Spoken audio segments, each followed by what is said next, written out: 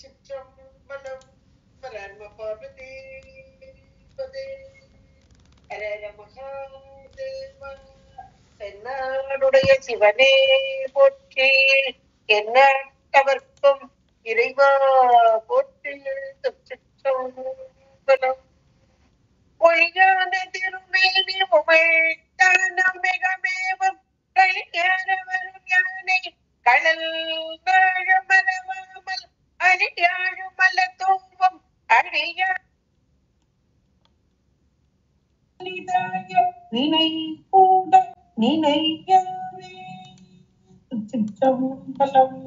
தில்லை புத்த பெருமான் திருவிழிலை சிறமேற்கொண்டு குருமகா சன்னிதானங்கள் பொற்பாதம் பணிந்து அடிய பெருமக்கள் பொற்பாதம் பணிந்து இன்றைய அபிராமி அந்தாதி சிந்தனையிலே நமக்கு போன வாரம் அம்மையை பற்றியதாக ஒரு அருமையான ஒரு தியான கருத்தை அழகாக கொண்டு வந்தார்.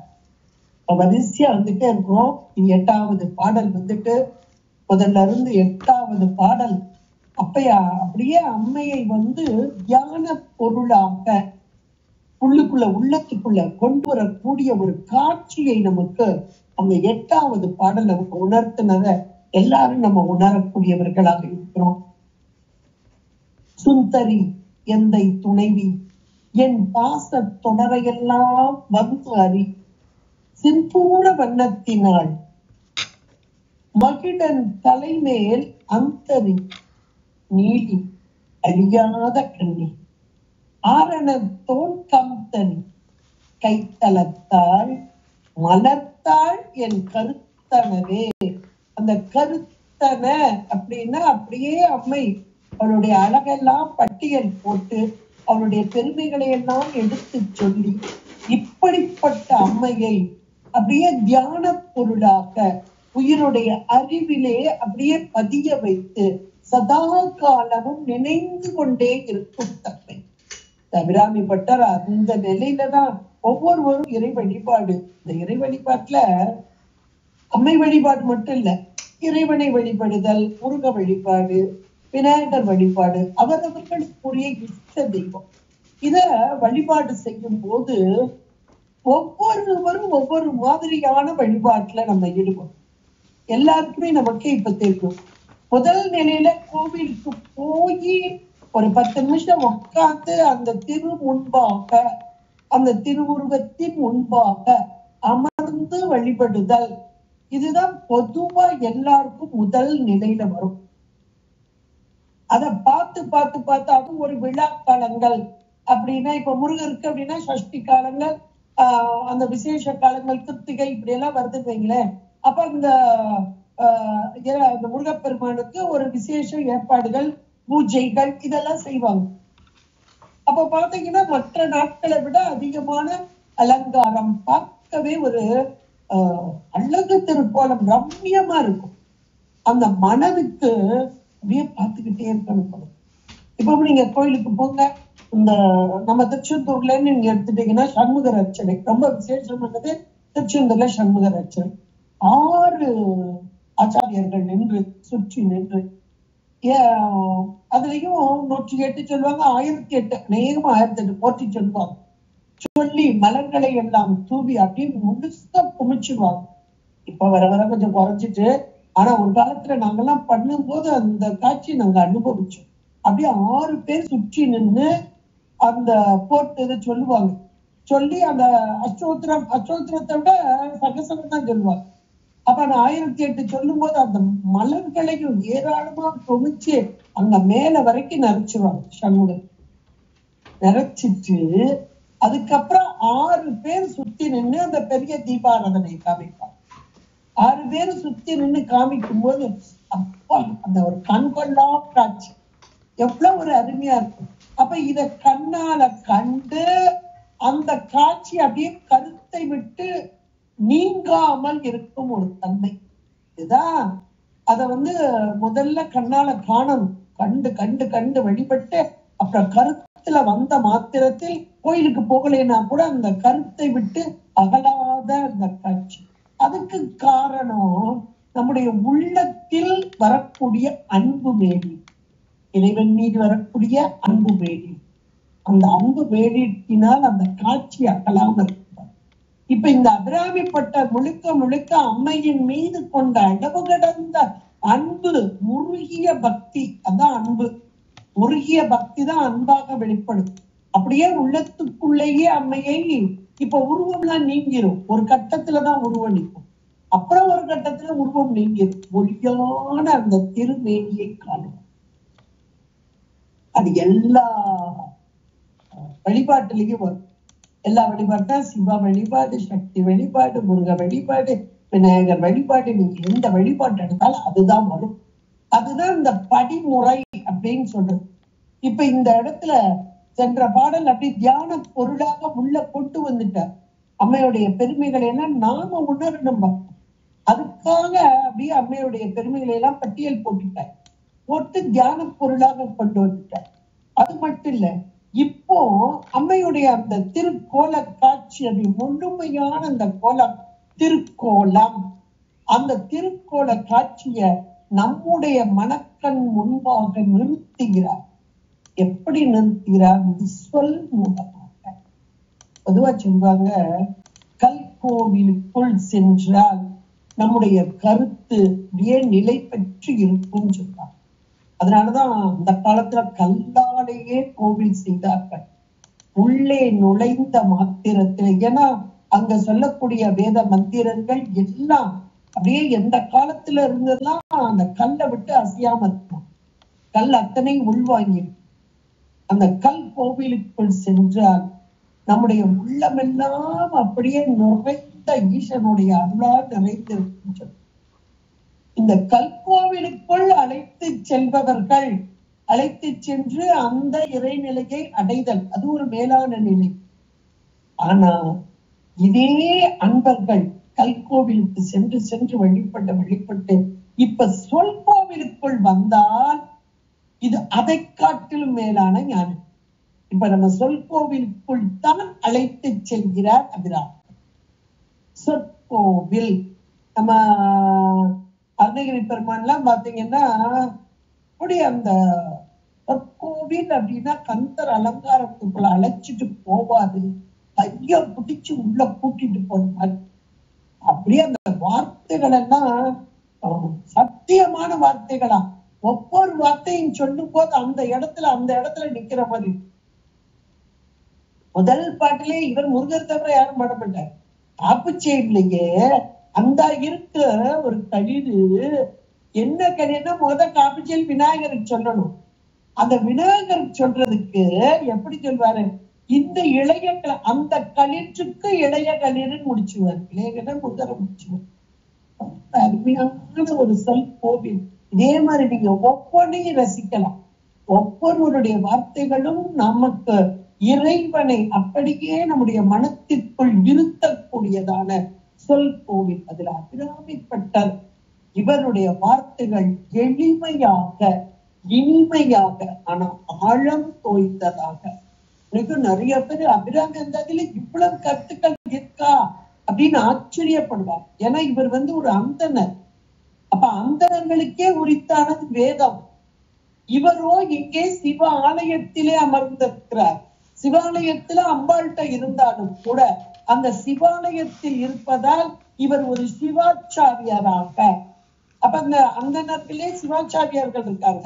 அப்ப அந்தனர்கள் வேதத்தை நன்றாக உணர்ந்தவர்கள், அதோடு சிவாச்சாரியர்கள் ஆகமத்தை உணர்ந்தவர்கள். இவர் வேதத்தையும் ஆகமத்தையும் நன்றாக உணர்ந்தவர், அதோடு சாக்த வழிபாட்டிலே நிறைந்தார். இவ்வளவு பிளஸ் பாயிண்ட் இருக்கிறதுனால அம்பாளுடைய அனுக்கிரகம் முழுக்க கிடைத்ததாலும், நீங்க திருமூல தேவநாயனாருடைய வரலாறு எடுத்து பார்த்தாலும் அது திருமந்திரத்திலேயே அவர் அழகா சொல்றார். அந்த திரு ஆவடுதுறையில் இருக்கும் அம்மையின் அருளால் இத்தனை பேர் கிடைத்தது அப்படின்றத திருமந்திரத்துல பதிவுப்பட்டார். அப்ப அம்மையுடைய அருள், அம்மைதானே நமக்கு இங்க சொல்லாக வெளியே வருது. சொல் எப்படி வருது? நம்ம சைவ சித்தாந்தம் மிக தெளிவா சொல்லுது. சுத்த மாயையிலிருந்து பெறப்படக்கூடிய அந்த எழுத்துக்கள், வண்ணங்கள், இதுக்கெல்லாம் காரணம் யாரு? அம்மை.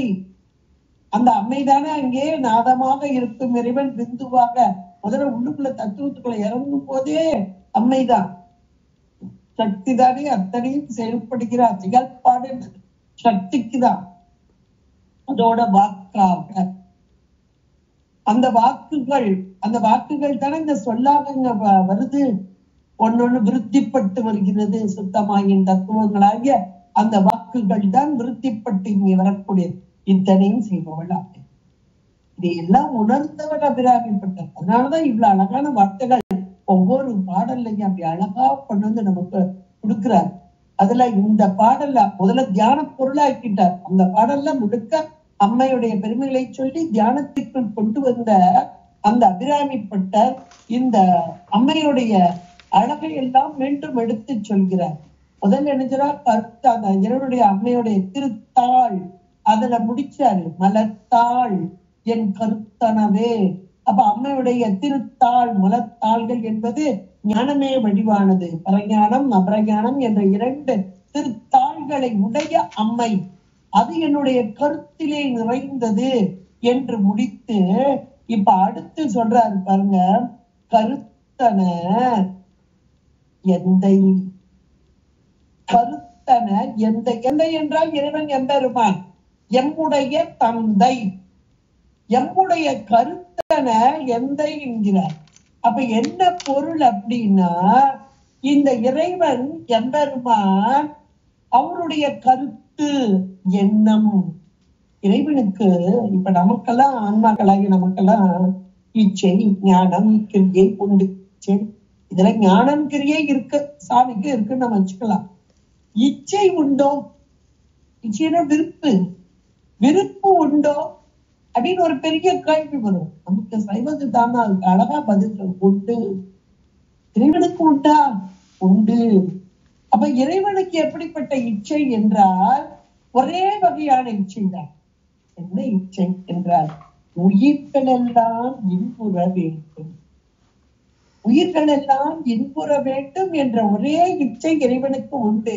நமக்கு வேற வேற வகையா போவோம், அது நமக்கு மலத்தின் காரியமாக. ஆனா அவருக்கு மலமே இல்லாத மலக்கலப்பு இல்லாத இறைவன் எம்பெருமான். ஆனால் அந்த இறைவனுக்கு இச்சை உண்டு. உயிர்கள் எல்லாம் இன்பம் அடைய வேண்டும், துன்பத்திலிருந்து நீங்க வேண்டும் என்ற இச்சை கருணையாக அருளாக.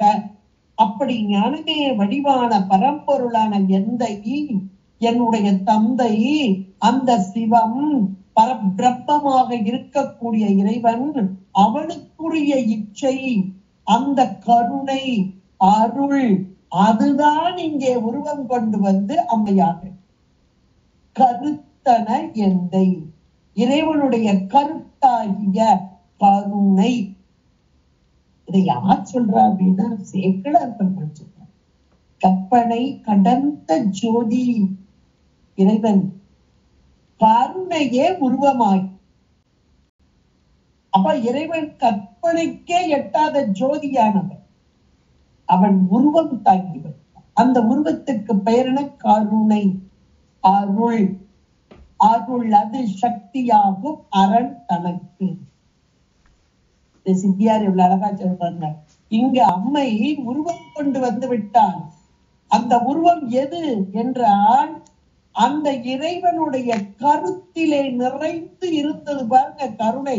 அந்த கருணை தான் இங்கே அம்மையாக உருப்பெற்று வந்தது. எதற்காக? உயிர்களாகி நமக்கு அஞ்ஞானத்திலே இங்கே துன்பத்தை அனுபவித்துக் கொண்டிருக்கிறோம். அஞ்ஞானம் என்ற ஒரு மலம், அறியாமை. இன்னும் நமக்கு சிம்பிளா சொல்லிடலாம், நீ வர்ற கஷ்டத்துக்கு என்ன காரணம்? என்ன கஷ்டம் யாருக்கு தெரிஞ்சு? ஒண்ணுமே தெரியல. அதான் அறியா, அதுதான் ஆணவம். நம்ம சைவ சித்தாந்தம் அதைத்தானே சொல்லுது. இந்த மலம் என்றைக்கு நீங்குகிறதோ அன்றைக்கு துன்பமே கிடையாது. இந்த மலத்தை நீக்க வேண்டும் என்றுதான் இறைவன் பெரும் கருணை கொடுத்து ஞானமே வடிவான பரம்பொருள் இங்கே கிரியா வடிவமாக கருணை வடிவமா. அதைத்தான் முதல் வார்த்தையில போடுறாரு. கருத்தன, கருத்து என்றால் உள்ள கருத்தாக. இறைவனுடைய கருத்து என்பது கருணை. அந்த இறைவன் அந்த எந்தை இறைவன் பெருமானின் கருத்தாக கருத்தன எந்தை தன் கண்ணன அவருடைய கருணை மட்டும் அந்த கருத்தில் மட்டுமா இருக்கிறது, கண்களிலே நிறைந்து இருக்கிறது. இது நம்ம நடராஜ பெருமானுடைய ஆடல். இப்ப 6 நாள் அபிஷேகத்துல நாளைக்கு சித்திரை திருவோணம் அபிஷேகம், 3 நட்சத்திரங்கள் 3 திதி என்று சொல்வார். அதுல நட்சத்திரத்துல திருவோணம் ஒன்று, மார்கழி திருவாதிரை ஒன்று, அணி உத்திரம் ஒன்று. இங்க நாளைக்கு சித்திரை மாதத்தில் வரக்கூடிய திருவோண நட்சத்திரம், அது உச்சி காலத்தில் நடக்கக்கூடிய அபிஷேகமாக இருக்கும். எல்லா சிவாலயங்களிலும் நடராஜ பெருமானுக்கு நடக்கக்கூடியது அப்படின்றது. ஒவ்வொரு நாளும் 6 கால பூஜை நடக்கும் சுவாமிக்கு, அது நம்ம பார்த்திருக்கோம். இந்த நடராஜ பெருமானுக்கு வருடத்தில் 6 நாள் மட்டுமே அப்படின்ற ஒரு கணக்கு வச்சிருக்கார். அதுல காலை மாலை இப்படி எல்லாம் ஒவ்வொரு காலங்கள், அது அந்த சித்திரை மாசம் வரக்கூடியது உச்சி காலம் என்று சொல்லக்கூடிய 11 மணிக்கு அப்படின்னு வச்சிருப்பாங்க. இப்ப இந்த நடராஜ பெருமான் அப்படின்றதே என்ன வடிவம் அப்படின்னா போக வடிவம். உயிர்களாகிய நமக்கு அருள் புரியும் வண்ணமாக, அம்மையப்படின் கோலமாக, என ஒரு பாதியிலே அம்மையை கொண்டவராக இங்கே அரங்கிலே, அதுலயும் என்ன அரங்கு, சித்து ஆகாசம், அறிவு பெருவழியிலே திருநடனம் ஆடக்கூடியவர். இவர் ஆடுகிறார் என்றால் இந்த ஆட்டம் தானே 5 தொழிலை புரியக்கூடியதாக வருகிறது. உயிர்களுக்கு 5 தொழில் எதற்காக? உயிர்கள் உய்து பெறும் பொருட்டாக. இப்ப நம்ம பார்த்த பாருங்க, துன்பத்திலிருந்து நீக்கம், அந்த துன்ப நீக்கத்திற்காக இறைவன் எம்பெருமான் ஆடிக்கொண்டிருக்கிறார்.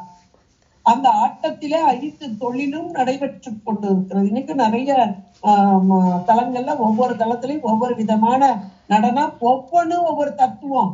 நமக்குதான் புரியல, அவ்வளவுதான். அவ்வளவு அருமையாக பஞ்ச சபை ஒண்ணு இருக்குது, பஞ்ச சபை இருக்கு, சப்த விடங்க ஸ்தானங்கள் இருக்கு, ஒவ்வொரு இடத்திலையும் ஒவ்வொரு விதமான நடனம். இந்த நடனம் அத்தனையும் உயிர்களாகிய நமக்கு, அதுலயும் உயிர்கள் உய்தி பெற வேண்டும் என்று 5 தொழில் புரியும் வண்ணமாக ஆடும் இறைவன் புத்த பெருமான். இந்த புத்த பெருமான் ஆக அப்படின்னா இவ்வளவு நாள் பார்க்கலன்னா கூட இனிமேல் பாரு. நடராஜ பெருமான் ஆனா பக்கத்துல அம்மை இருப்பா, எல்லா இடத்துலயும். அம்மை இல்லாம நடராஜர் ஆட மாட்டார். ஏன் அப்படின்னா இந்த இறைவனுடைய நடனத்தை கண்டு கழிப்பவள் அம்மை. அவருடைய கண் நோக்கு அம்மையின் மீதுதான் பட்டு கொண்டிருக்கும். அம்மைக்கான நடனம் முடியும் இருக்கு, அம்மைக்கான. அப்ப நம்ம எல்லாம் பார்க்க முடியாதாங்க அப்படின்னு ஒரு சந்தேகம். நம்மளை பார்க்கணும். ஆனா உண்மையிலேயே இறைவனுடைய அந்த அருள் கண் நோக்கு, அந்த கண்களிலிருந்து வரக்கூடிய அருள் தன்மை, இதை நாம அனுபவிக்க முடியாது. டைரக்டா அந்த வீச்சு நம்மளால தாங்க முடியும். அதனால் அம்மை ஏற்று அம்மையிடமிருந்து நமக்கு வருதான். எப்படின்னு பாருங்களேன், இத குமரகுருபரர் ரொம்ப அழகா சொல்வார். அதாவது சின்ன குழந்தை, அந்த பசும் குழந்தை உடல் பொறாது என தான் மருந்து கொள்ளும் தாய் அப்படிம்பார். சின்ன குழந்தைக்கு ஒரு காய்ச்சல் வந்துச்சுன்னா மருந்து அந்த குழந்தைக்கு கொடுக்க மாட்டாங்க, தாய் தான் சாப்பிடுவான். தாய் அந்த மருந்தை சாப்பிட்டு அந்த தனங்களிலிருந்து வெளிப்படும் பால் அமுதமாக தருவாள் குழந்தைக்கு. அது போல இங்கே இறைவன் இந்த 5 தொழில் நடாத்துகிறார் நடனத்தின் மூலமாக. இதனை இவருடைய கண் நோக்கு, இந்த அருள் கண் நோக்கை அம்மை பெற்று கொண்டு உயிர்களாகிய நமக்கு தருகிறார். எவ்வளவு ஒரு அருமையான தத்துவம், கான்செப்ட் பாருங்க. இந்த இடத்துல அதை கொண்டு வர அபிராமிப்பட்ட கருத்தன எந்த அம்மைய இறைவனுடைய கருத்திலே நிறைந்திருக்கும் கருணையே அருளே வடிவமான அந்த அம்மை தன் கண்ணன, அந்த இறைவனுடைய கண் நோக்கு, அருள் நோக்கு அத்தனையும் பெற்று கொண்ட அம்மை அப்படின்னு. அப்ப அம்மைதான் அந்த இறைவன் இறைவன் ஞானமே வடிவான பரம்பொருள். அந்த ஞான பரம்பொருளிடமிருந்து நேரடியாக உயிர்களாகிய நாம் எதையும் பெற முடியாது. அப்ப அன்னை கருணை, இறைவனுடைய கருணை தான் உருவம் கொண்டு இங்கே இறங்கி வந்து உயிர்களாகிய, அதுலயும் உயிர்கள் எல்லாம் ஒரே பக்குவத்திலேயா இருக்குன்னா கிடையாது. ஒவ்வொரு உயிர்களும் ஒவ்வொரு பக்குவத்துல இருக்கு. அப்ப அந்தந்த பக்குவத்திற்கு ஏற்றாற் போல அந்தந்த உயிர்களை நடத்துதல். இது ரொம்ப நுணுக்கமான ஒரு செய்தி, ரொம்ப நுணுக்கமான. கொஞ்சம் நம்ம ஆழ்ந்து சித்தாந்தம்லாம் கொஞ்சம் ஆழ்ந்து படிச்சோம்னா நமக்கு ஓரளவுக்கு புரியும். இன்னைக்கு நூல்கள், அந்த நூல் ஆசிரியர்கள், அதை விளக்க வந்த விளக்க உரைகள், இதெல்லாம் படிச்சு அதையும் ஆசிரியர்கள் மூலம், ஞான ஆசிரியர்கள் மூலமாக கேட்டு சிந்தித்தால் ஓரளவுக்கு புரியும். இவ்வளவு பெரிய கான்செப்ட் இதெல்லாம் நமக்கு புரியாம சூட்சுமமாக இருந்து கொண்டிருக்கிறது. ஞானமே வடிவான பரம்பொருள், ஆனால் கருணையே உருவான அந்த கருணை எல்லை இல்லை எம்பிரான் நின் கருணை. அந்த எல்லையில்லாத கருணை மணிக்கவாசகர் ரொம்ப அழகா சொல்றார். அந்த எல்லையில்லாத கருணையை நாம் உணர்ந்து கொள்ள முடியவில்லை. அது காரணம் நம்முடைய மலம். அப்ப அந்த கருணை தான் இங்கே அம்மையாக, அதில் அப்படியே இறைவனுடைய கருத்திலே திகழ்ந்து இருக்கக்கூடிய கருணையின் வடிவான அம்மை. அவளை உற்று நோக்க இந்த கருணை அப்படியே அம்மை ஏற்று உயிர்களுக்கு அப்படியே வாரி வாரி கொடுக்கிறார். சரி, தான் ஏற்றுக்கிட்டா, ஏற்றுட்டு இத நம்ம சகஸ்ரநாமத்திலையும் பார்க்கலாம். காமேஸ்வர பிரேம ரத்ன மணி பிரதிபன ஸ்தம்யை. காமேஸ்வரனுடைய காதலாகிய மணிக்கு எதிரே வழங்கும் மணிகளாம் அம்மையின் நெகிழ்கள் அப்படின்னு சொல்லுங்க. அதான் கருத்தன எந்தை தன் கண்ணன என்று சொல்லக்கூடியது. இந்த குமரகுருபர சுவாமிகளும் ரொம்ப அருமையா இருக்கும். மீனாட்சி பிள்ளைத்தமிழ் படிங்க, உண்மைக்கே அவ்வளவு அருமையான சைவ சித்தாந்த கருத்துகளோடு கூடியதான அந்த மீனாட்சி பிள்ளை தமிழ். அதுல அழகா இந்த கருத்தை அப்படியே கொண்டு வர, இந்த கருத்தன எந்ததன் கண்ணன அப்படின்ற இறைவனுடைய கருணை, பெரும் கருணை. அந்த கருணை இங்கே அம்மையின் வடிவம் கொண்டு வருகிறது என்பதை எவ்வளவு அழகா சொல்றாங்க. தாற்கொண்ட மணிமுடி ஒருத்தன் திரு கண்மலர் சாத்த.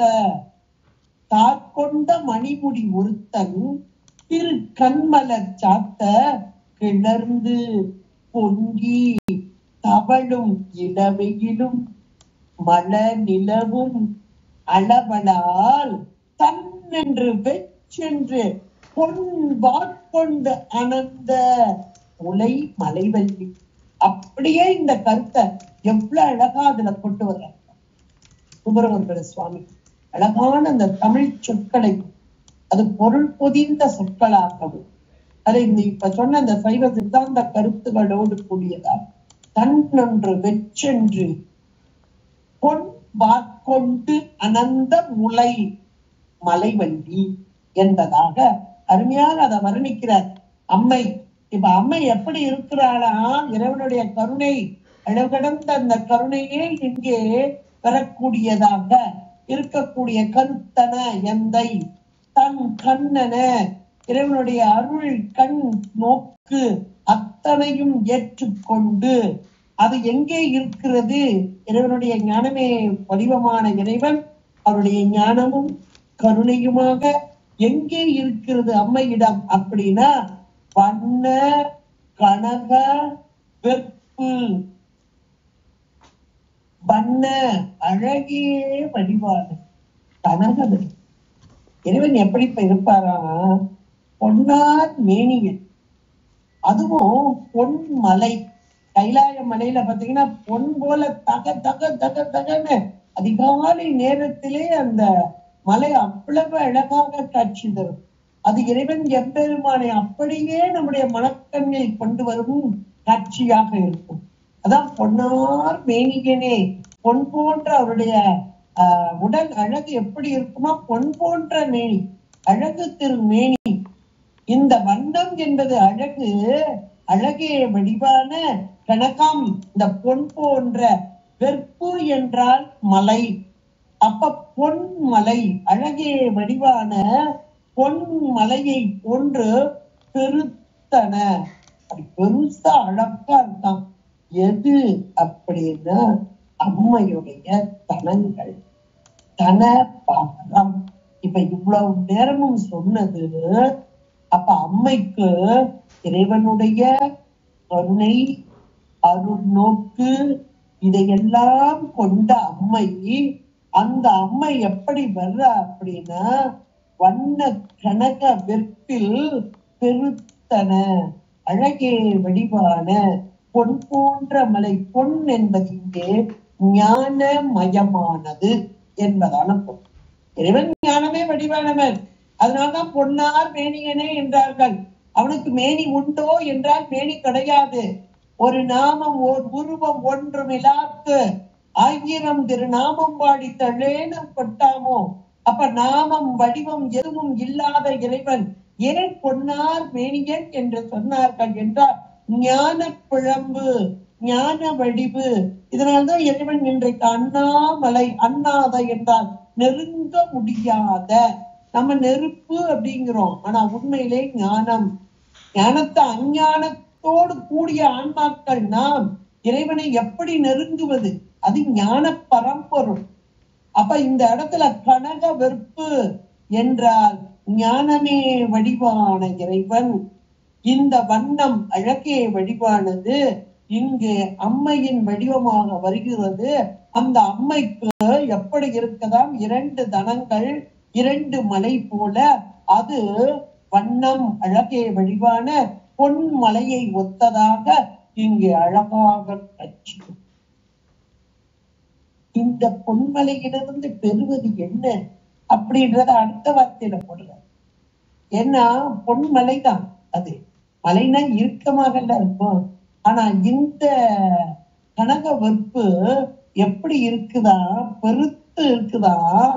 ஆனா பால் அழும் பிள்ளைக்கு நல்கின. எந்த குழந்தை அம்மே அப்பா என்று அன்றைக்கு ஒரு குழந்தை அழுது, எதை கட்டு அழுதது? ஞான சார்பு கட்டு அழுது. தவத்தில் முற்றியதால் ஞான சார்பு. இந்த உலகம் அஞ்ஞானமயமானது, மாயையின் வடிவானது. இதில் மாயா உடம்போடு நான் கிடப்பதா? உன்னுடைய சார்பு எனக்கு வேண்டும் என்று முத்தை தவத்தினால் அந்த சார்பு நோக்கி அழுததாம். அம்மே அப்பா என்று. யார் அந்த தவத்தில் முற்றி இறைவனை நோக்கி அம்மே என்று, அப்பமும் அம்மே என்றுதான் முதல்ல அவள் தானே கொண்டு வந்து கொடுக்க முடியும். அம்மே. அதனால இறைவன் ஆணையின் வண்ணமாக அந்த குழந்தைக்கு பொன் வெள்ளத்தில் ஞானப்பாலை கறந்து கொடு என்று சொன்ன மாத்திரத்திலே அம்மை பொன் வெள்ளத்திலே கொடுத்தான். அதனாலதான் அந்த குழந்தை, இங்க பாடல் எல்லாம் பாருங்க, ஞானசம்பந்த பெருமானுடைய பதிகங்கள் ஒவ்வொன்றிலே அம்மையை முன்னிறுத்துவார். முதல் பாடலே தோடு உடைய. அப்ப அம்மையை ஒரு பாகமாக உடைய. அடுத்து வரக்கூடிய ஒவ்வொரு பாடலிலே நீங்க பாத்தீங்கன்னா போகம் மாத்த பூன்முளையால் தன்னோடும். திருநள்ளாறுல இன்னைக்கும் அம்மை இருக்கிறா. போகமாத்த பூன்முளையால் நின்றது கோலத்திலே அழகு திரு காட்சியாக. அப்ப அந்த போகம் ஆர்த்த பூன்முளையால், அந்த வார்த்தைகளை பாருங்க. போகத்தை தரக்கூடிய என்ன போகம்? இந்த உலகத்தோடு வாழும் அளவிலே உலக போகத்தை தந்து, இந்த உலகம் வேண்டாம், உன்னுடைய சார்பு எனக்கு வேண்டும் என்று கேட்ட போது சிவபோகத்தை தரும் அம்மை. அதான் போகம் ஆத்த பூன்முளையால். அதையெல்லாம் விட்டுட்டு முன்னாடி இருக்கிற ஆளை பிடிச்சிட்டு இருக்காங்க. திருநள்ளாறுனா அதை யார்கிட்டயாவது போய் கேட்டா என்ன சொல்றாங்கன்னா, திருநள்ளாறு ஆமா அது சனி பகவானுக்கு உரியதுமா. ஐயோ பரிதாபமே, எப்பேற்பட்ட அம்மை அங்க நின்று கொண்டிருக்கிறார். நமக்கெல்லாம் போகத்தை தரக்கூடிய, உலக போகத்தை மட்டுமல்ல சிவபோகத்தையும் தருவதற்கு ஞானாம்பிகையாக நின்று கொண்டிருக்கிறார். அழகாக நின்று அவதான் அதுலதான் நிற்பா. அவகிட்ட யாரும் போக மாட்டாங்க. இங்க முன்னாடி இருக்கிற ஆளை பிடிச்சிட்டு உட்காந்து அவர் வெளியே நோக்கி உட்கார்ந்து இருப்பார். இதெல்லாம் ரொம்ப பரிதாபமாக ஒவ்வொரு இந்த சம்பவங்கள்லாம் பார்க்கும்போது ரொம்ப ரொம்ப மனசுக்கு கவலையா இருக்கு. திருவெண்காடு ஸ்வேதவனம் என்று சொல்லக்கூடியது, சுவேதவனம் வெண்காடு.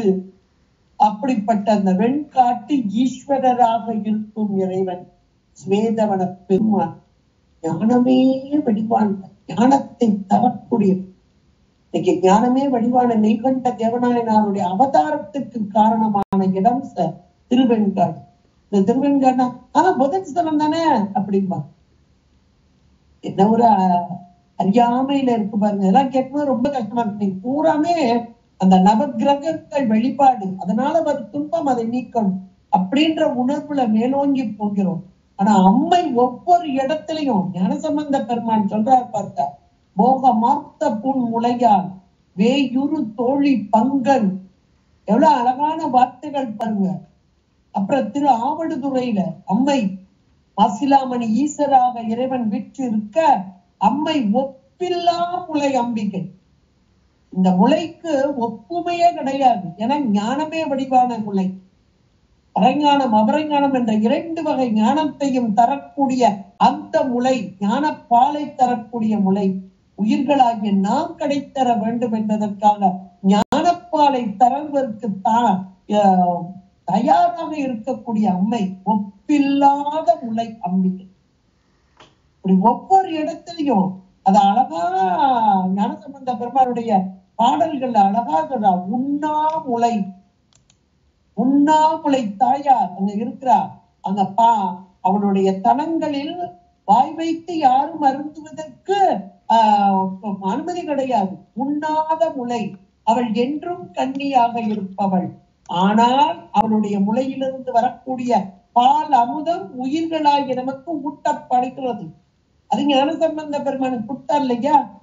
அது போல அது ஞானம். அந்த ஞானத்தை, அந்த ஞானப்பாலை குடித்த மாத்திரத்திலே அவர் பெற்ற ஞானத்தை பட்டியல் போடுறார் சேக்கிழார் பெருமான். சிவன் அடியே சிந்திக்கும் திருப்பெருகு சிவஞானம், பவ மதனில் அறமாற்றும் பாங்கினில் ஓங்கிய ஞானம், உமையில்லா கலைஞானம், உணர்வறிய மெய்ஞானம், தவ முதல்வன் சம்பந்தன் தாம் உணர்ந்தார் அந்நிலை. அத கலைஞானம். கலைஞானம் என்பது அபரஞானம்.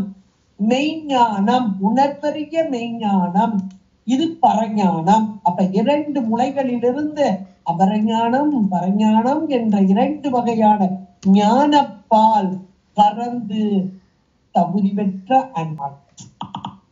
ஏன்னா தவ முதல்வன் ஒரு வார்த்தை போட்டார், தவத்தில் சிறந்த முதல்வன்.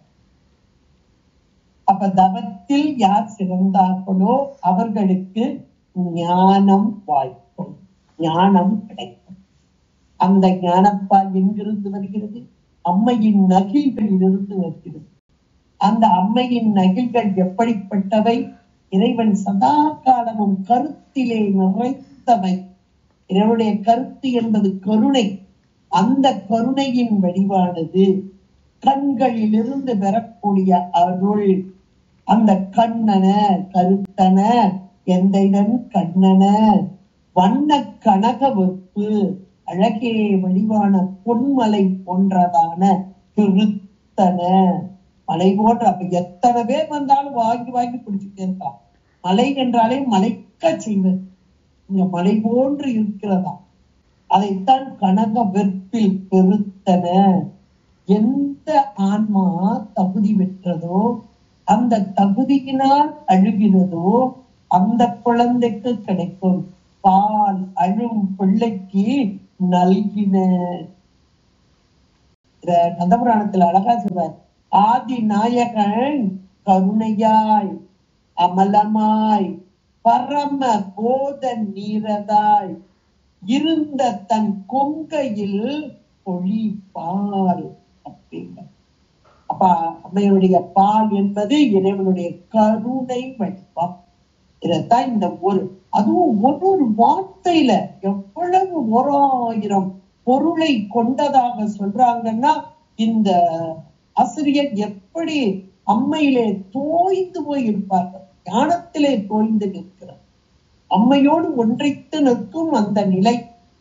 அப்படிப்பட்ட அந்த ஒரு வார்த்தையிலே இவ்வளவு பொருளை வைத்து அப்படிப்பட்ட அம்மையுடைய நகில்கள் நமக்கெல்லாம் ஞான பாலை தருவதற்கு தயாராக இருக்கக்கூடிய பேர் அருள் கூர் திருத்தன பாரமும் அருளே வடிவான அந்த தனங்கள்.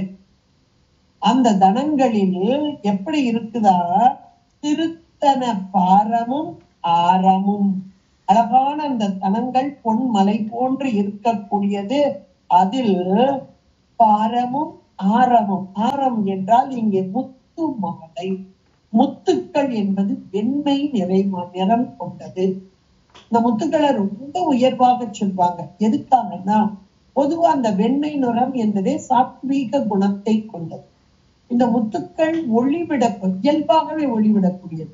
இந்த நவரத்தினங்கள்ல மற்றதெல்லாம் கொஞ்சம் பாலிஷ் பண்ணணும், எல்லாமே ஒரு பக்குவப்படுது. முத்துக்கள் இயற்கையாக எடுக்கக்கூடிய முத்துக்களை எந்த ஒரு பாலிஷ் பண்ண வேண்டாம், இயற்கையாகவே ஒளிவிடக்கூடியது. அப்படிப்பட்ட அந்த முத்துக்களை அணிந்திருக்கும் அம்மை அப்படின்றத அழகா இதுல நமக்கு சகஸ்ர நாமத்திலையும் ரத்ன கிரகேய சிந்தாக லோல முக்தா பலான்விதா அப்படின்ற நாமம் ரொம்ப அழகா சொல்லப்படுது. அப்படியே அழகான முத்து மாலைகளை மார்பில் அணிந்திருக்கும் அம்மை என்பதாக. இங்க பேர் அருள் கூர், அருளே கூர் என்ற மிகுதியான கருணை அருள் அது நிறைந்தும் அழகான இந்த திருத்தன பாரம் கொண்டதாகவும், ஆரம் முத்து மாலைகளை அணிந்த அம்மையின் அந்த நெகிழ்கள் மார்பு, இதை அப்படியே நினைக்கிற தியான பொருளாக்கி மனதிற்குள் ஆகா அம்மையை நினைத்து நினைத்து வார்த்தைகள் அப்படியே அம்மையின் அந்த வாக்குகள் தான் வெளியே, அவருடைய வாக்கு. அம்மையோடு ஒன்றித்து இருந்து அம்மையை தியானித்து அம்மையின் வார்த்தைகள் வெளிப்பட்டு வந்து இப்படி அம்மையை நினைச்சிட்டு இருக்கிற. அப்படியே அவருடைய நகில்கள் எல்லாம் கருணையே வடிவான பாலை தருவதற்கு, ஞானப்பாலை தருவதற்கு தயாராக இருக்கிறது. அதோடு அடுத்து அவருடைய தியானத்திலே வருவது என்ன அப்படின்னா, அவளுடைய திருக்கரங்கள். நம்ம லலிதா சகஸ்ரநாமம் படிக்கும் போது பார்ப்போம், அந்த வர்ணனையில முதல்ல அந்த இதை சொல்லிட்டு அடுத்தாப்புல எதை சொல்றாங்கன்னா, 4 திருக்கரங்கள். சதுர்பாகு சமன் விதாயை அப்படின்னு வரும். ராகஸ்வரூப பாஷாக்கியாய், ஒவ்வொரு கரத்துல என்ன இருக்கு அப்படின்றது வரும். மனோரு பேச்சு கோதண்டாயை, இந்த இடத்துல அதுதான் வருது. மனோரூப இஷ்டுகோதண்டம் அப்படின்னு. மனோரூப இஷ்டுகோதன், இஷ்டு என்றால் கரும்பு. அப்ப ஒரு கையில் கரும்பு வில்லையும் ஒரு கையில் மலர் கணைகளையும் கொண்டவளான அம்மை. அப்ப முதல்ல அவருடைய தனங்கள், அதிலிருந்து வழியும் ஞானப்பால், அதை அருந்துவதற்காக இருக்கக்கூடிய பக்குவம் பெற்ற ஆன்மாக்கள். அப்ப பக்குவம் பெற்ற ஆன்மாக்கள் அம்மையோடு ஒன்றித்து தியான பொருளாக்கி அம்மையே நினைந்து கொண்டு இருக்கக்கூடியது. அதுவும் இந்த குழந்தை அழுகுது அப்படின்னா, ஒரு சாதாரணமா உலகியல்ல ஒரு குழந்தை அழுகிறது அப்படின்னா வயிற்று பசி, இந்த உலகத்தில் வாழ வேண்டும் என்பதற்காக, உடலை வளர்க்க வேண்டும் என்பதற்காக வயிற்றிலே ஏற்படக்கூடிய ஒரு பசி, அதனை தீர்ப்பதற்காக அம்மையின் நகில்களை நோக்கி அது அழும். அதை கூட இவர் அழகா சொல்வார். நம்ம போற்றிருப்பவருடைய எடுக்கும்போது பாத்தீங்கன்னா, அதுல அந்த 5வது போற்றியில அவர் ஆசிரியர் அழகா சொல்வார், இது இத்தனையும் ஜெயலலிதா யாரா சாமி அழுவித்து, அந்த குழந்தையை அழுவித்து அழுக வைக்கிறது அவர்தான். அந்த அழுகும் போது அம்மையுடைய நகில்களில் பால் ஊற வைத்து, இந்த குழந்தை அழுவதால் இது பசி என்பதை அறிவித்து, அந்த பசியை உணர்த்தி அதை அழுவித்து அந்த அம்மையோடு சேர்த்து வைத்து அந்த குழந்தைக்கு பால். இதை எல்லாத்தையும் சொல்றாங்கன்னா, அப்ப இந்த பாசம் என்பது என்ன அப்படின்னா, இந்த குழந்தைக்கும் இந்த தாய்க்கும் உள்ளான பாச பிணைப்பு, இதை ஒன்றித்து இருக்க செய்யும் தன்மை. அது அவ்வளவு அழகா கொண்டு வர்றாங்க இல்லையா. இப்ப இதே போல இந்த இடத்துல இவர் பக்குவம் பெற்றான். யார்? அபிராமி பெற்றார். அப்ப அந்த பக்குவம் பெற்ற நிலையிலே இந்த குழந்தை அம்மையின் நகில்களை நோக்குகிறது. இப்ப நம்ம ஞானசம்பந்த பெருமானே எடுத்துக்கோங்க. அப்ப இந்த குழந்தை நல்ல பக்குவ நிலை, தவத்தில் சிறந்த குழந்தை. அம்மே அப்பா என்று அழுத போது முச்சை சார்பு நிகழ அது அழுதது அப்படின்னு அவர் சேக்கலார் பெருமான் சொல்றார். அப்ப முச்சை தவத்தின் முதிர்வால் இது ஞானத்தை ஞானம் வேண்டும் என்று அழுது. அதனால் அம்மை இறங்கி வந்து ஞானப்பாய். அதே போல இங்க அபிராமி பட்டர் அந்த நிலையிலே ஞான நிலையிலே அவர் இருந்தார். அதனால் இந்த அம்மையின் கொங்கைகள் அதிலிருந்து வழியும் ஞானத்தை தரக்கூடியதாக இருக்கக்கூடியதாக இருக்குது. அப்படி ஞானத்தை ஞான அந்த பாலை முன்னும் குழந்தை என்றால் எவ்வளவு ஒரு பக்குவம் வாய்த்தது. அப்ப இந்த பக்குவம் பெற்ற ஆன்மாக்களை அரவணைத்து செல்ல வேண்டியது அம்மையின் கடமை. இப்ப அம்மை கையில என்ன வச்சிருக்கா பாருங்க, 2 கையில. இந்த 2 கையில இருக்கதான் சொல்லுது. பாசம் அங்குசம் எல்லாம் சொல்லப்பட்ட அவளுக்கு 4 திருக்கரங்கள், பாசம் அங்குசம் எல்லாம் சொல்லப்படுது. ஆனாலும் இங்கே சொல்லப்படக்கூடியது செங்கை சிலையும் அம்பும். இந்த செங்கை சிலை ஒரு கையில இருக்கக்கூடிய கரும்பு விசிலைனா வில்லு. அந்த வில்லு என்ன வில்லு அப்படின்னா கரும்பு வில். அப்ப கரும்பு வில்லையும் அம்புகள் அம்புகளாக வருவது என்ன? பொதுவா இந்த கரும்பு வில்லுனா 5 அம்புகள் மலர்கணைகள். அந்த அசோகம், மாம்பு, முல்லை, நீலோத்பலம், தாமரை என்ற 5 மலர்கணைகள் என்று சொல்வார்கள். ஆனால் இங்கே சொல்லப்படுவதோ அம்மையின் திருக்கரங்களில். சத்தத்தை போற இங்கே சொல்லப்படுவதோ அம்மையின் திருக்கரங்களில் இருப்பது மனம். அதுல லலிதா சகஸ்ரநாமோலில ரொம்ப வரும் மனோரு இசுகோதண்ட. அப்ப மனோரூபமான மனத்தை இந்த வில்லாக, கரும்பு வில்லாக, இஷு கரும்பு, இஷு என்றால் கரும்பு. அப்ப இஷு கோதண்டமாக மலர்கணைகள். அப்ப அந்த மலர்கணைகள் என்பது தன்மாத்திரைகள். மனம்ன்ற ஒரு கரும்பு 5 தன்மாத்திரைகள். தன்மாத்திரைகள் அப்படின்றது சொல்ல சுவை, வழி, ஓசை, நாற்றம் என்று சொல்லக்கூடியது. இந்த தன் அளவில் இருப்பது இது காரணபூதங்கள் என்றெல்லாம் நம்ம சொல்றோம். உண்மை விளக்கத்துல நல்லா படிச்சிருக்கிறோம். இப்ப மனம் என்ற ஒரு கருவியும் இந்த தன்மாத்திரைகளோடு கூடி நின்று இந்த விடயங்களை அறிந்தல். இந்த மனம் தானே. இன்னும் சொல்ல போனா அந்த 5 பொறிகளையும் கூட சொல்லலாம். இந்த தன்மாத்திரைகள் சொல்லுவாங்க, ஆனாலும் கூட இந்த பொறிகளையும் நம்ம எடுத்துக்கலாம். கண்ணுன்ற ஒரு பொறி, அந்த பொறி வாயிலாக புலப்படுத்துதல் அப்படின்றது. அப்ப அந்த புலப்படுத்துதல் அப்படின்னு வரும்போது மனமும் சேர்ந்துதான் போகும். அப்ப இந்த வில்லும் இங்க அம்புகளுமாக. இப்ப இந்த மனம் இந்த பொறிகளோடு இந்த விடயங்களை, எது உலக விடயங்களை தான், உலக விடயங்களை அறிதல். அப்ப உலக விடயங்களை அறியும் போது இது நன்மை இது தீமை என்ற உணர்வு வர வேண்டும். உணர்வு வரணும்னா யார் சொல்ல முடியும்? இந்த மனதிற்கு தானாக தெரியுமானா தெரியாது. அப்ப உள்நின்று உணர்த்தி நம்மை வழி நடத்துவது யார் என்றால் அம்மை. இதுதான் பெரும் கருணை என்று சொல்லக்கூடியது. இந்த 2ஐயும் யார் வச்சிருக்கிறா அப்படின்னா அம்மை வச்சிருக்கிறா கையில. ஆனா மன்மதன் கொடுத்த இந்த மன்மதன் அப்படின்றது அந்த வார்த்தையிலே நமக்கு தெரியும். மனம், அந்த மனத்தின் காரியத்தை செலுத்துபவன். அந்த மனம் விருப்பு வெறுப்பு இதுல போறது அது அத்தனையும் செலுத்துபவன். இந்த 2ஐயும் தான் ஆயுதமா வச்சிருக்கிறார். கரும்பு வில் அப்படின்றது மனம், இந்த தன்மாத்திரைகள் இதோடு கூடி இருந்து இந்த உலகத்தில் விருப்பத்தை ஏற்படுத்துபவன். இப்ப அந்த மன்மதன் விருப்பு வெறுப்பை ஏற்படுத்துறதுனாலதான் நாம இன்னைக்கு வினைக்கு ஏற்ற இன்ப துன்பங்களை எல்லாம் அனுபவிக்கிறோம். ஆனா அம்மையை யார் வழிபாடு செய்கிறார்? அவர்களிடம் இவனுடைய இந்த காரியம் செல்லுபடி ஆகும்.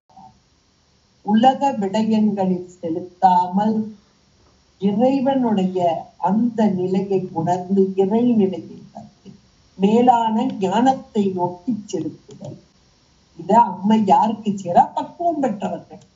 முதல்ல உள்ளவங்களுக்கு உலகம், இப்ப நம்ம பண்றவங்களுக்கு உலகம் தானே இன்னைக்கு காட்சிப்பட்டு நம்ம அனுபவிச்சுட்டு இருக்கோம். இதுதான் பிரதானம் என்று அனுபவித்துக் கொண்டிருக்கோம். உண்டு உடுத்தி அத்தனையுமாக இருக்கிறோம். இந்த ஐம்பொறிகள், ஐப்புலன்கள், தன்மாத்திரைகள் இவையெல்லாம் நமக்கு உறுதுணையாக இருக்கிறது. அதோடு இந்த மனம் என்ற ஒரு கருவியும், மனம்தான் பற்றுதல் என்ற ஒன்றை செய்யும். அப்ப மனம் என்ற இசு கோதண்டத்தையும் 5 தன்மாத்திரைகளையும் கொண்டு, ஆனால் அம்மை தன்னுடைய கைகளிலே ஏன் வைத்திருக்கிறார்? எந்த குழந்தை இவளுடைய திருவடிகளில் வந்து விழுகிறதோ, இவளை ஞான பொருளாக ஆக்குகிறதோ, அந்த குழந்தைக்கு ஞானமான வடிவம், அந்த ஞானமே வடிவான பரம்பொருளான சிவ போகத்தை நமக்கு தரும் என்பதை தான். 2 போகம் மார்த்த புன்முளையாய் அம்மையுடைய பேரே. அப்ப போகம் என்பது உலக போகம் ஒன்று, சிவபோகம் ஒன்று. அப்ப இந்த இடத்துல உலக போகம் அப்படின்னும் போது இந்த கருவிகரணங்களோடு சேர்ந்து உலகத்தை அனுபவித்தல். சிவபோகம் என்பது ஞானம். அந்த ஞான வடிவான அம்பிகை ஞானத்தை தருவதற்காக இந்த 2ஐயும் தன்னுடைய கட்டுக்குள் வைத்துக் கொண்டு தன்னுடைய கைகளில், அதான் செங்கை சிலையும் அம்பும் கொண்டவளான அம்மை. இத பார்க்கும் போதெல்லாம் அம்மா இந்த ஆதிசங்கர ரூபாலஞ்சரா அருகாலியை போல உடைய திருவடியை விழுந்தேன். அருகாலினா ஒரு வண்டு, 6 கால்களுடைய வண்டு எப்படி அப்படியே மலர்ல போய் ஒழுகுதோ அது போல இந்த மனம், இந்த 5 பொறிகள், அது தன்மாத்திரை இதோடு சேர்ந்த அப்படியே உன்னுடைய திருவடியில போட்டுட்டேன். இதத்தான் அப்படியே சொல்றார், அப்படியே உன் திருவடியில போட்டுட்டேன். உன் திருவடியை தவிர நான் வேறு எங்கேயும் போக மாட்டேன். அப்ப நீ என்னை ஞானத்தை நோக்கி செலுத்தி விடுவாய் அப்படிங்க.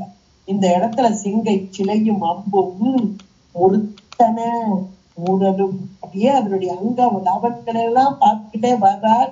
வரும்போது அழகான ஒன்றை சொல்கிறார், முருத்தன மூரல். முருந்து அப்படின்னா அந்த மயில் இறகு நீங்க பார்த்துருப்பீங்க, அப்படி இருக்கும். அதுல கீழே பாத்தீங்கன்னா ஒரு நல்ல பியோர் வெயிட் இல்லாம கொஞ்சம் ஒரு பல்ப் சேர்ந்த மாதிரி அந்த மயில் இறகில் கீழே இருக்கக்கூடிய அடிக்குறுத்து, அதுதான் முருந்து. அம்மையுடைய பற்கள் வரிசை அப்படி அந்த முருந்து போல அழகாக இருக்கு. முருத்தன மூரலும், அழகான பல் வரிசையை கொண்டவளாக. ஏன்னா அம்மையுடைய அந்த புன் சிரிப்பு அதிலே ஆயிரமான அர்த்தங்கள் கொண்டதாக அமைந்தது. இந்த அங்க நலன்களை எல்லாம் ஒன்னா சொல்லிட்டே வர்ற. அதுல அம்மையுடைய முருத்தன மூரலும், இந்த புன் சிரிப்பு, அந்த புன் சிரிப்பிலே ஒவ்வொரு ஆன்மாக்களுக்கும் ஒவ்வொரு வகையா, எல்லாத்துக்கும் ஒரே மாதிரி இல்லை, எல்லாத்துக்கும் ஒரே மாதிரி. அந்த சிரிப்புல ஆயிரமான அர்த்தங்களை கொண்டதான அப்படிப்பட்ட முருத்தனும் மூரலும், முருத்தன மூரலும் இவனுக்கே வரிசையா பட்டியல் போட்டுட்டே வரலாக்கா. அம்மா இனிமே எதையுமே நான் பட்டியல் போட மாட்டேன். நீயும் அம்மே வந்து என் முன் நிற்கவே, அப்படியே வந்துரு. மொத்தமா கைய சொல்லி இதை சொல்லி அதெல்லாம் வேண்டாம் எனக்கு. நீயும் அம்மே வந்து என் முன் நிற்கவே, அப்படியே என் முன்னாக வந்து காட்சிதா அப்படின்றத ரொம்ப அழகா கொண்டு வந்துட்டார். அம்மையின் முழுமையான அந்த காட்சியை மனதிற்குள் இருத்தி தியான பொருளாக்கி அந்த தியானத்தினால் பக்குவ நிலையை அடைந்து அந்த சிவபோகத்தை அடைய வேண்டும், அந்த ஞான பரம்பொருளோடு இணைய வேண்டும் என்ற மிகப்பெரிய ஒன்றை அழகான எளிமையான வார்த்தைகளில் நமக்கு இங்கே சொல் ஓவியமாக்கி, அழகான சொல்லோவியம். சாதாரணமான ஓவியத்தை பார்க்கும் இந்த கண்ணும் கருத்தும் எத்தனை ஒரு வியப்பு, என்ன அழகா இருக்கு, என்ன ஆச்சரியமா இருக்கு, எவ்வளவு ஒரு கருத்தை இது சொல்லுது அப்படின்னு நம்ம பார்க்கிறோம். ஆனா இந்த சொல் ஓவியம் என்பது இதை கேட்க இதனுடைய பொருளை உணர அம்மையுடைய அந்த அங்க லாவண்யங்களை எல்லாம் தியானிக்க தியானிக்க ஆகா என் பொருட்டாக கருணையே உருவம் கொண்டு வந்து நின்ற இந்த உருவ தியானம் இந்த கருத்தை விட்டு இந்த அறிவை விட்டு உயிரின் அறிவை விட்டு நீங்காமல் நிற்க வேண்டும்.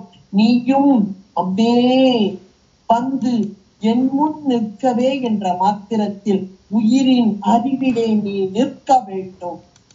உயிரின் அறிவிலே நீ பொருந்த வேண்டும்.